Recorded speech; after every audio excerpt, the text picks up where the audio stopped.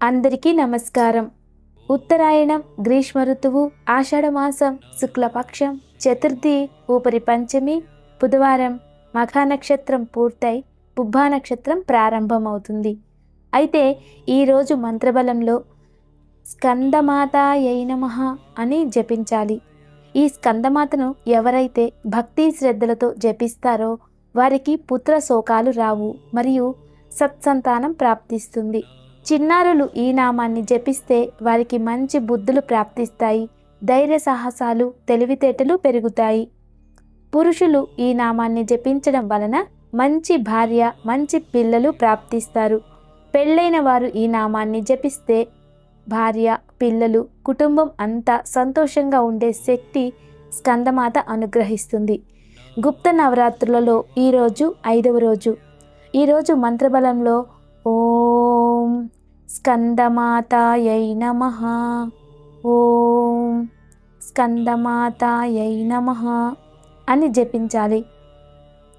ఈ నామాన్ని జపించడం వలన స్కందమాత అనుగ్రహం ఉంటుంది. ఇక ఈరోజు మంచి మాట. మనసులో ఎప్పుడైనా తెలియని బాధ, దుఃఖం, ఒక రకమైన క్షోభతో భగవంతుని పూజ చేస్తే ఆ పూజ పరిపూర్ణం అవదు. భగవంతుణ్ణి ప్రేమతో పూజించాలి, పరిపూర్ణమైన నమ్మకంతో పూజించాలి, ఇష్టంగా ఏకాగ్రతగా పూజించాలి.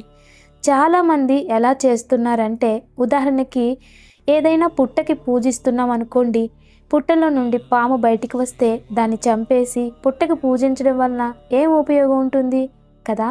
అదేవిధంగా ఎప్పుడు పూజించే దేవుణ్ణి మీ కోపం కారణంగానో లేదా మీ కర్మ వలనో ఏదైనా సమస్య వచ్చినప్పుడు దేవుణ్ణి నిందిస్తే పూజించిన సర్పాన్ని చంపేసిన కర్మఫలమే మీకు వచ్చేస్తుంది. ఎప్పుడైనా సరే దేవుణ్ణి పూజించాలి అంటే ఆంతరంగిక శక్తి బహిరంగిక శక్తి రెండూ ఉండాలి.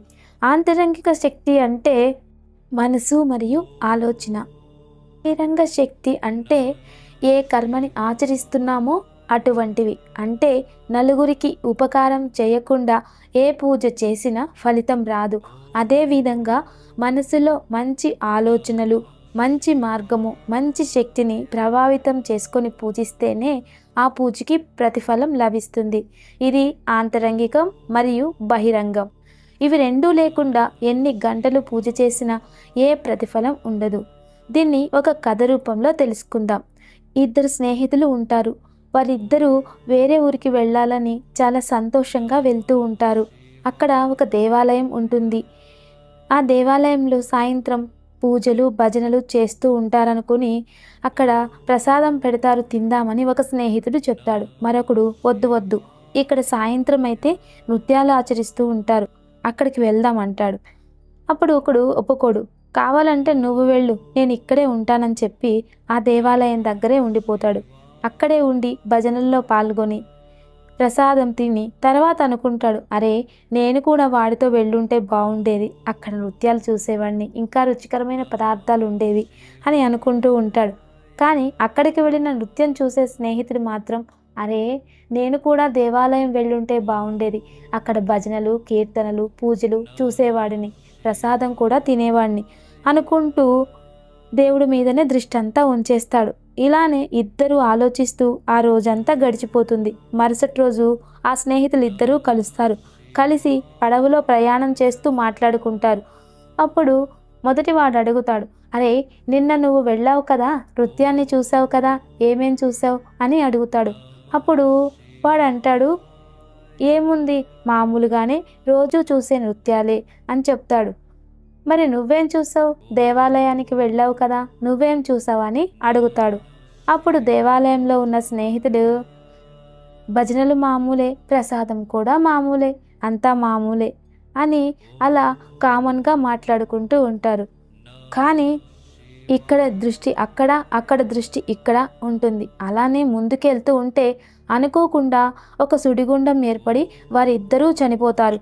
చనిపోగానే వారిద్దరిని యమదూతలు తీసుకెళ్తూ ఎవరైతే ముందు రోజు నృత్యాన్ని చూసి ఉంటాడో వాడిని స్వర్గానికి తీసుకెళ్తారు.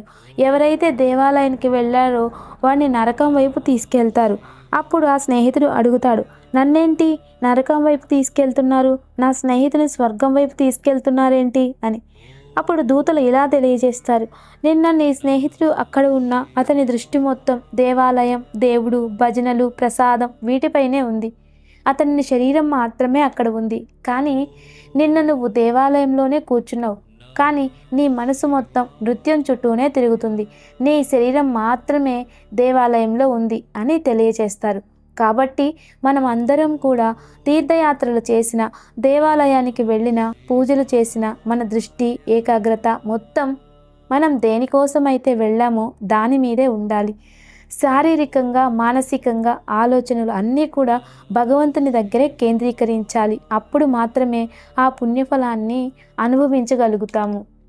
యాత్రలకి అని వెళ్ళి అక్కడ కుటుంబ సభ్యుల గురించి మాట్లాడుకుంటూ ఉంటే యాత్రా పుణ్యఫలం ఎలా లభిస్తుంది? అందుకే మనం ఏ పని చేసినా దానిపై పూర్తిగా నిమగ్నమైపోవాలి. అప్పుడే పుణ్యఫలం లభిస్తుంది. మీ అందరికీ తెలుసా, ధ్యానం చేయడం వలన మోక్షం ప్రాప్తిస్తుందా, జపం చేయడం వలన మోక్షం ప్రాప్తిస్తుందా అనే ఆలోచనలు చాలామందికి వస్తూ ఉంటాయి. ధ్యానం చేయడం వలన నా శరీరాన్ని వదిలేసి సూక్ష్మ శరీరం స్వర్గానికి చేరుకుంటుందా అంటే నిజంగా చేరుకుంటుంది. మన పూర్వీకులు తెలియచేశారు ధ్యానం అంటే ఏంటి, ధ్యానాన్ని ఎలా చేయాలి అని.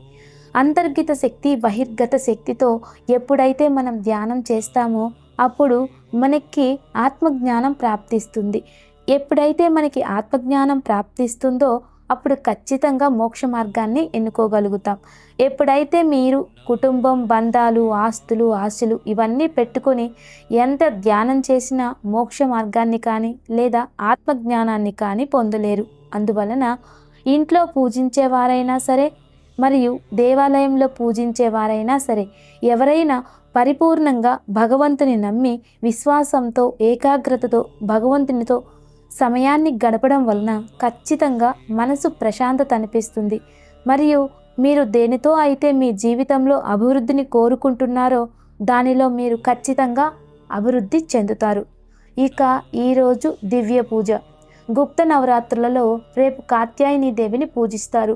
తంత్ర సాధకులు వారాహి మాతను పూజిస్తారు లేదా శ్రీదశ మహావిద్యలలో ఏదైనా అమ్మవారిని ఆరాధిస్తారు. కానీ మనం సామాన్యులం, సాంసారిక జీవితంలో ఉన్నాం వారం కాబట్టి సాత్విక పూజలు చేయడం ఉత్తమోత్తమం.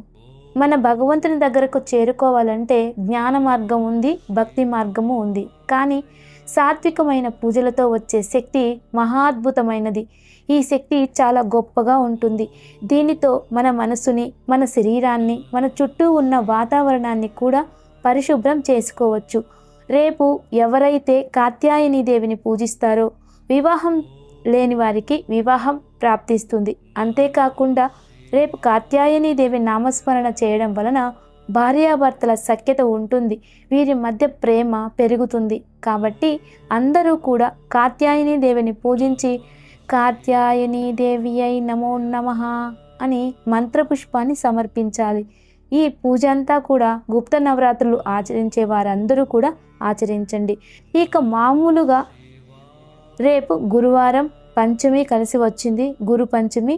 తర్వాత ఈరోజు షష్ఠి కూడా ప్రారంభం అవుతుంది. కాబట్టి రేపు ఎవరైతే మేడు చెట్టుకి వెళ్ళి ప్రదక్షిణ చేస్తారో ఒక చెంబులోకి నీళ్లు తీసుకొని దానిలోకి గంధం పొడి వేసి మేడు చెట్టుకి 16 ప్రదక్షిణాలు వేసి మీ సంకల్పం నెరవేరాలని, గురుబలం పెరగాలని మనస్ఫూర్తిగా కోరుకుంటూ ఆ చెంబులో నీటిని మేడి చెట్టుకు పోసేయాలి. దీనివలన ఖచ్చితంగా మీ సమస్యలు దూరమై శుభం అనేది కలుగుతుంది.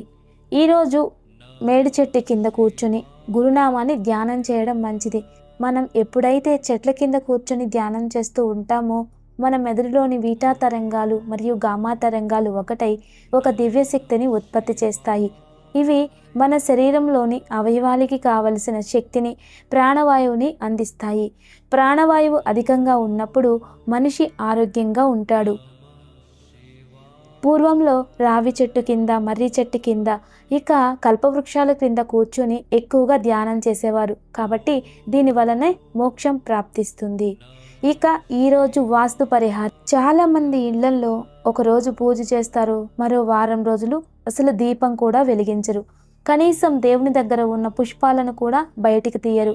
అక్కడంతా పురుగులు బొద్దింకలు కూడా చేరుతూ ఉంటాయి. ఏ ఇంట్లో అయితే పూజ గది పరిశుభ్రంగా ఉంటుందో ఆ ఇంట్లో ఉన్న ప్రతి హృదయంలో పరిశుభ్రత ఏర్పడుతుంది. ఇంటికి పూజ గది బ్రహ్మస్థానం. అదేవిధంగా శరీరంలో బ్రహ్మస్థానం అంటే హృదయస్థానం, ఆలోచన స్థానం. హృదయం మంచిగా ఉంటే జీవితం ఎలా అయితే మంచిగా సాగుతుందో అదేవిధంగా ఇంట్లో పూజ గది పరిశుభ్రంగా ఉంటే ఆ ఇంట్లో అందరూ సంతోషంగా ఉంటారు. ఏ ఇంట్లో అయితే పూజ గది పరిశుభ్రంగా ఉండదో ఆ ఇంట్లో అందరిలో ఎప్పుడు గొడవలు జరుగుతూనే ఉంటాయి. అందుకే దేవుని గది ఎప్పుడు పరిశుభ్రంగా పెట్టుకోవాలి. చాలామంది వంటగదిలో దేవుని గది పెడుతూ ఉంటారు. అక్కడే కంచాలు గిన్నెలు కడుగుతూ ఉంటారు.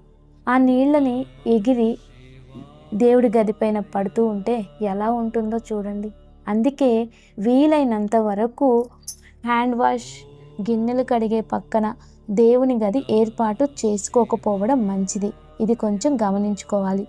ఇక ఇళ్లల్లో భక్తి మార్గం అభివృద్ధి అవ్వట్లేదు అంటే ఆ ఇంట్లో కొన్ని చోట్ల బరువైన వస్తువులుంటాయి. అంటే ఉత్తరం కానీ తూర్పు కానీ లేదా ఈశాన్యం కానీ బరువైనవి ఉంచడం వలన భక్తి అనేది తగ్గిపోతుంది.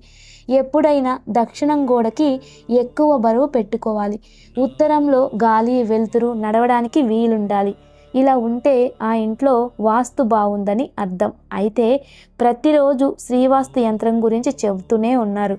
అయినా ఎక్కడ దొరుకుతాయి అనే డౌట్ చాలామందికి ఉంది. ఒకే ఒక్క నంబర్ 04068276666 ఈ నెంబర్కి కాల్ చేయాలి. ఇక ఈరోజు యోగక్షేమం. కుటుంబ సభ్యుల్లో కోపం తగ్గి సంతోషం వెల్లివిరిసేందుకు ఈరోజు సాయంత్రం బియ్యం పిండితో చేసిన ప్రమిదలలో దుర్గాదేవి ముందు విప్ప నూనెతో కానీ నెయ్యితో కానీ దీపారాజన చేసి ఎర్రని పూలతో పూజించాలి. పూజానంతరం తీయని పదార్థాన్ని నైవేద్యంగా సమర్పించాలి. ఆ ప్రసాదాన్ని కుటుంబ సభ్యులంతా స్వీకరించాలి. Thank you for your support.